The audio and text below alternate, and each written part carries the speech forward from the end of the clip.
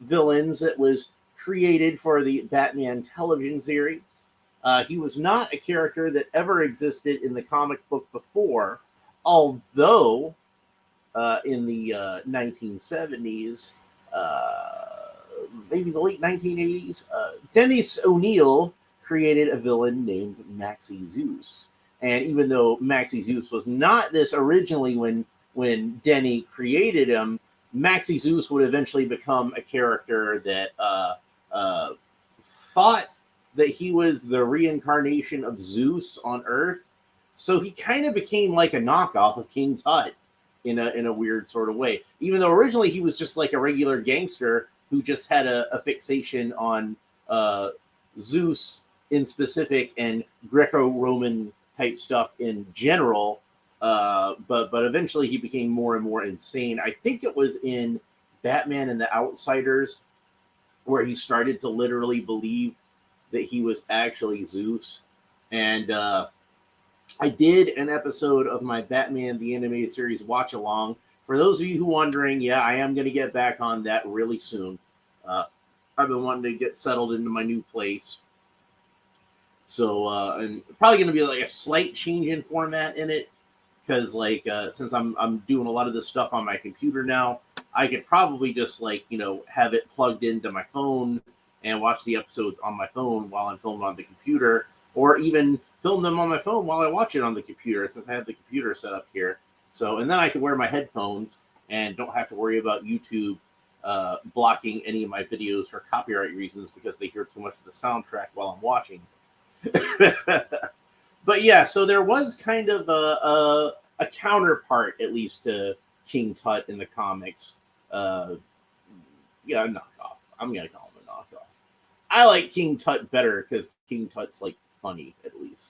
But yeah, I talked about that a little bit in that Maxie Zeus episode of Batman the Animated Series, how, like, yeah, he's kind of like King Tut, but I like King Tut better. So King Tut's supposed to be, like, a ridiculous character, so that makes him better. Also, I got one other thing here to show you, which is this is not my first King Tut action figure. I do have this from Funko. It is a 3 3/4 inch version of King Tut.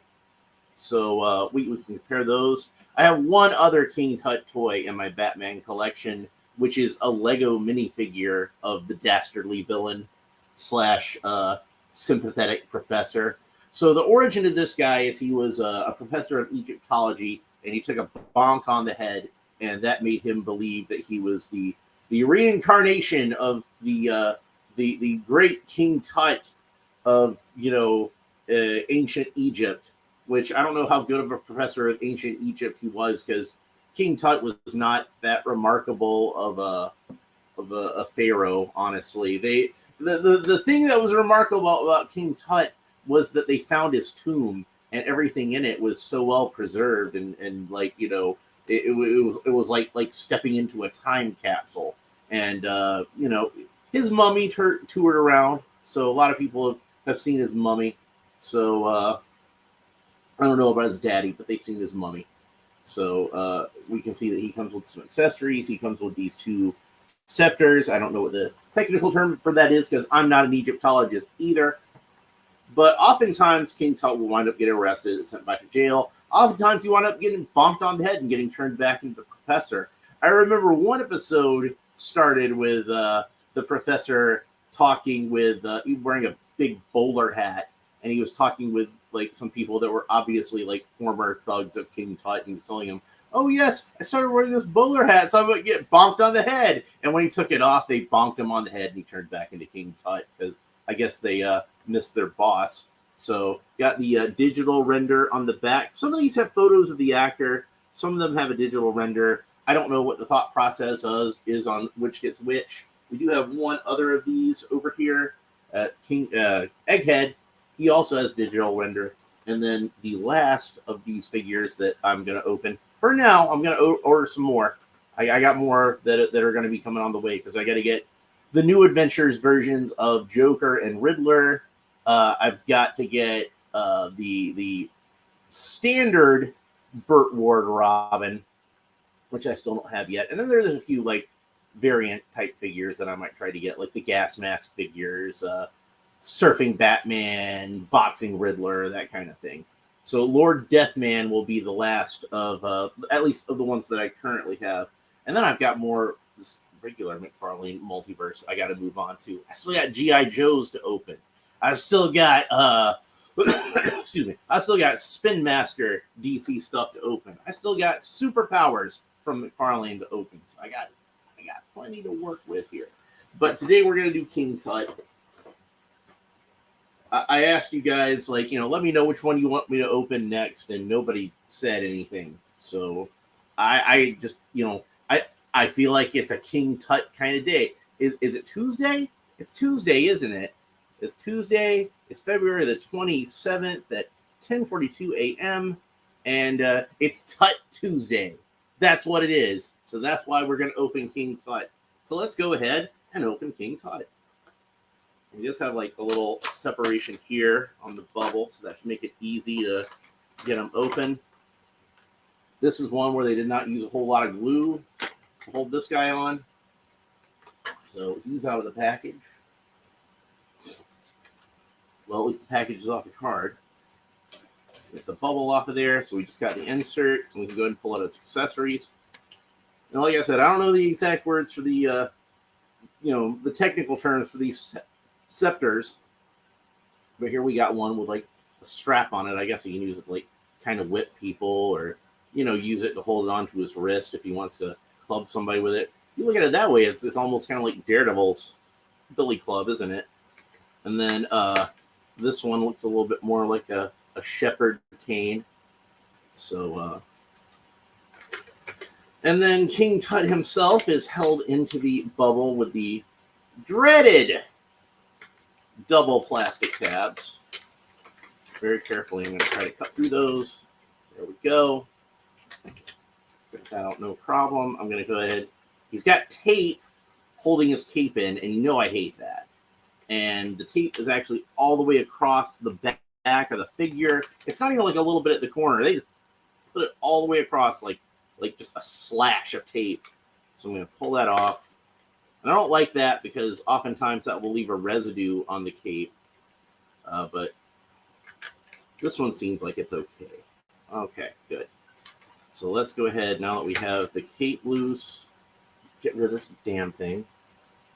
All right, and we're going to try to get him out of here without putting too much stress on this fabric cape, because it is through a hole in the back of the package. This is not the same type of cape that the same type of fabric on the cape that we often see with these. It's not that chintzy, satiny kind of fabric. This is more like a knit fabric. It's got like a slight stretchiness to it, at least that way. Not so much lengthwise, but in terms of width, it definitely does. It might even be the same exact fabric. Since I have it handy, I can compare. I think it's the same exact fabric that they had on Supergirl. It's although Supergirl's I think is just slightly lighter and more orangish, which is really apparent on the camera. You know how a lot of times I'll say, I don't know if you can see this on the camera, but I can see it with my naked eye. Well, this time I can kind of see it with my naked eye, but on the camera it's just like really apparent. It's like holding a tomato next to a bottle of ketchup, kind of apparent. And we take him out of the package, then the whole thing just kind of falls around his shoulders. So if you wanna have King Tut posed in such a way where the figure is exposed, you gotta kind of put his arms up a little bit to pull up the cape. And there's also, for whatever reason, I think I know why this is. There is a piece of plastic, like it's not a slice of tape, which I thought it was at first, but it's a piece of plastic that is adhered to the back of the figure. And I know exactly why they did this, because a lot of the times, and I'm sure if you collect action figures with fabric capes, you've had this happen with you, is a lot of times that dye will kind of, soak through into your figure. So you got this guy wearing a white robe and a red fabric cape over it. So this was probably something that Mcfarlane did, I'm pretty sure, to prevent bleed from the dye on the cape onto the figure. So I'm going to leave that on there. I'm gonna let that remain on there, and that's gonna kind of hinder his articulation a little bit, obviously. But I think it'll be worth it in the long run. So I don't want to have a King Tut with pink arms. So, and it actually has a little slice in here. So this is like kind of a bespoke. Like I said, it's not a slice of tape. It's a bespoke piece of cellophane that does have some adhesive on it, as if it were like kind of a big piece of tape. It could even be like a big piece of packing tape that they ran through some kind of die cutter or something and stamped these out, or maybe even something where they did just take a big piece of tape across the back and do a little slash with an X-Acto knife or something at each armpit. But I'm going to leave it on there. I think it's a good idea to leave it on there. So in theory, King Tut's arms should rotate all the way around, but they're not going to, so I'm not taking off that tape. And they should move up. They do move up about that far. So not a great range of motion as far as these figures go, but pretty typical for your average action figure. Does he have any kind of waist articulation? He does indeed have a waist articulation. So he rotates the waist. I think it should rotate all the way around, but I'm not going to bother with it. And then there's almost no leg articulation at all. The only leg articulation he has is boot cut. We're going to do an upskirt shot of King Tut, but it's not to be pervy. It's just to show you how the articulation is put together here. There's no thighs on this figure. He just has a solid hard plastic. That's hard plastic. You can hear it scratching. It's got some texture to it. That's really cool. So you've got the solid hard plastic hem of the robe.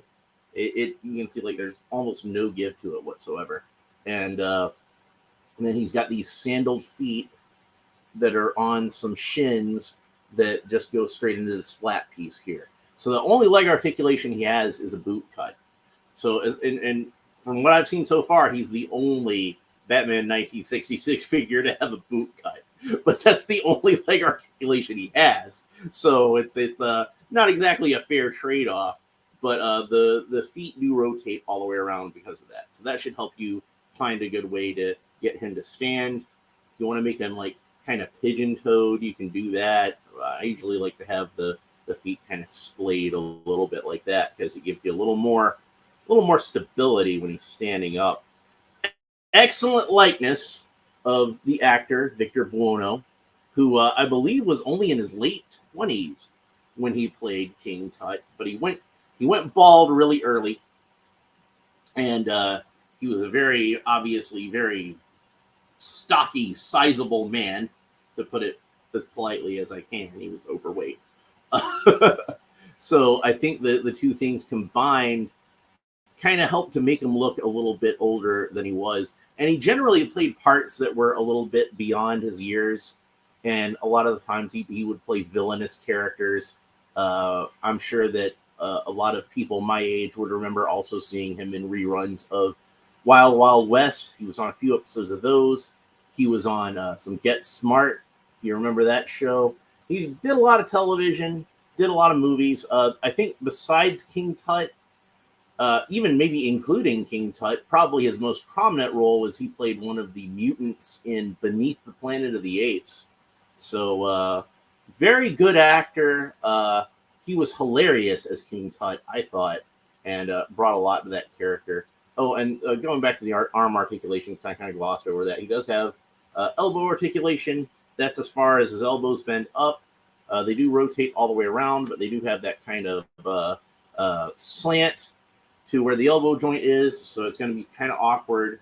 It does not look like there's a cut at the gauntlet, the bracers he's wearing, but then the wrists do rotate all the way around. And he's got two gripping hands because he's got two accessories that he needs to grip. I'm going to go ahead and make sure that the cape is not overlapping over that scarab amulet that he has. And comparing to the Funko outfit, is you can see there's a lot of differences in his outfits, because this one has this kind of sash over the shoulders that's missing from the Mcfarlane figure. This one, the kind of apron loincloth thing coming down is completely different. He's got some stripes on his robe, which this one does not have. And if we look underneath his skirt, he actually, not only is he wearing like white tights underneath his skirt, but he has fully articulated legs for whatever good it does, because you can't really move them because of the skirt anyway. That's why I'm not complaining about the lack of leg articulation on this guy. Like, he's not going to be able to move because of that skirt. Now, it is too bad that like you can't like sit him in a throne or something because of that. But what are you going to do? It's not like they made a King Tut throne, so he's just going to stand around. That's what he's going to do. So where did I put the card? Here we'll put the card. So I want to see, like, I was hoping they might have which staff goes in which hand, because I don't remember which staff goes in which hand. I don't know if there's even a difference, but he holds one in each hand. So let's go ahead. We'll just put the white one in first, and then the red one. And he's supposed to kind of stand with these kind of crossed.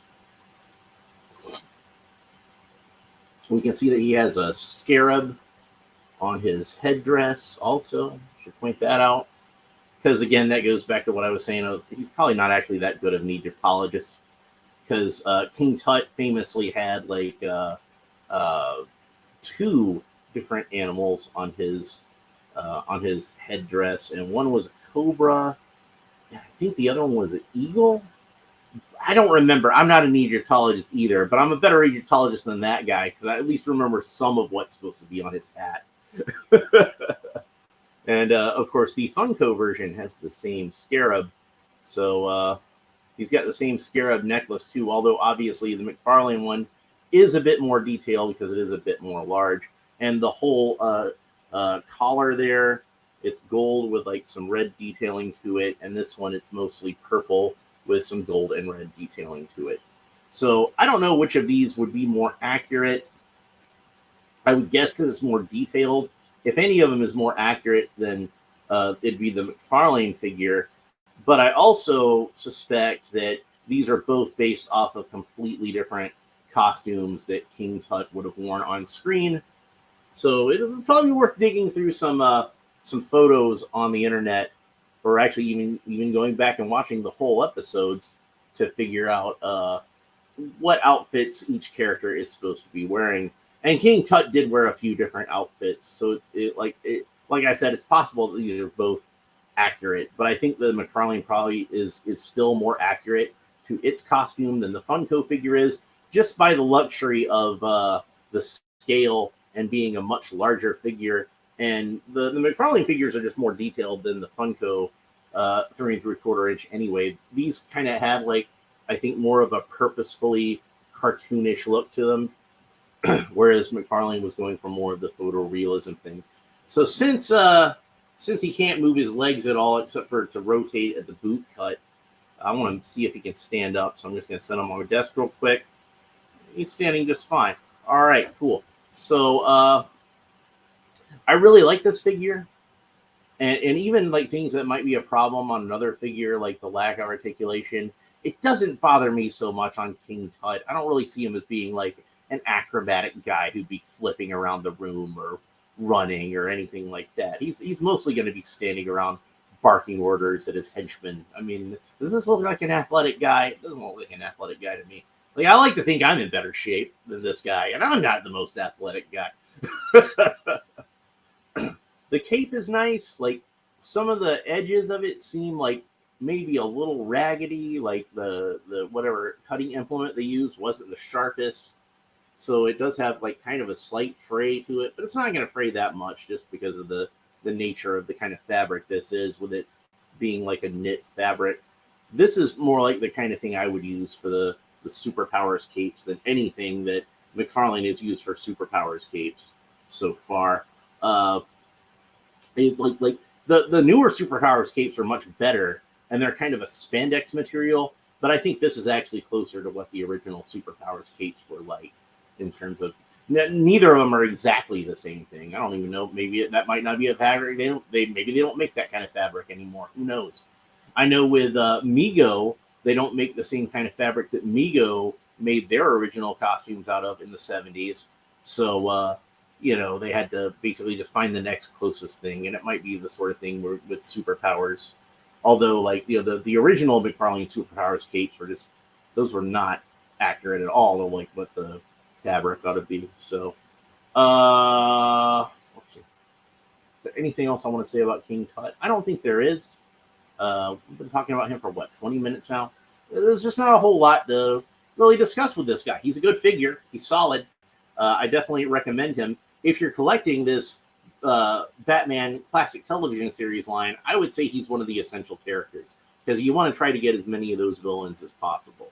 And like even if you didn't, like I would say he would still fit into like, you know, obviously the upper echelon is you know, Joker, Penguin, Riddler, Catwoman. And then maybe the next echelon would be other guys who were in the comics also, but you know, just didn't get as much play, like, you know, Mr. Freeze, Mad Hatter, False Face, in that order. And even then, I might put him above False Face, as much as I like False Face, but he's not really like a character that had the kind of impact that King Tut had. He appeared on several episodes throughout all 3 seasons, and apparently was very well liked as far as you know, Batman villains go. He was one of the more popular ones that was created for the show. Although I don't know if he was the most popular, because that honor might also go to this guy, Egghead. But it's one of those two for me. Personally, I'm more of an Egghead guy, but I've always been a huge fan of Vincent Price. I'm a huge fan of Victor Buono too, but the reason I'm a fan of Victor Buono is because he played King Tut. And the reason that I'm a fan of Vincent Price is because he worked with Michael Jackson. So I'll talk more about that later. But yeah, that's pretty much it for King Tut. If you enjoyed this video, please like and subscribe. All the fun YouTube stuff down below. Leave a comment. Let me know what you think about this guy, both the character and the figure. And we will talk to you next time. Goodbye.